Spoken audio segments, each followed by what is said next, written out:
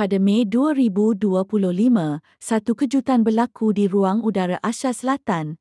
Pakistan mendakwa telah berjaya menembak jatuh sebuah jet pejuang Rafale milik India semasa Operasi Sindoor. Tapi betul ke Rafale India telah gugur atau ini sekadar perang psikologi? Operasi Sindoor adalah misi udara yang dilancarkan oleh India menyasarkan kedudukan militan di kawasan Kashmir dan sempadan Pakistan. Jet Rafale digunakan sebagai barisan depan dengan peluru berpandu Scalp dan Hammer untuk serangan tepat. Tak lama selepas itu, tentera udara Pakistan mengeluarkan kenyataan mengejutkan mereka mendakwa telah menembak jatuh sebuah Rafale menggunakan jet J-10C dengan bantuan sistem radar moden dan peluru berpandu PL-15. Mereka juga berkongsi gambar serpihan yang dikatakan milik Rafale, tapi adakah bukti itu kukuh? India pantas menafikan kehilangan mana-mana pesawat. Menurut mereka, semua pesawat selamat pulang ke pangkalan dan tiada rekod kehilangan Rafale. Penganalisis antarabangsa turut memberi pandangan,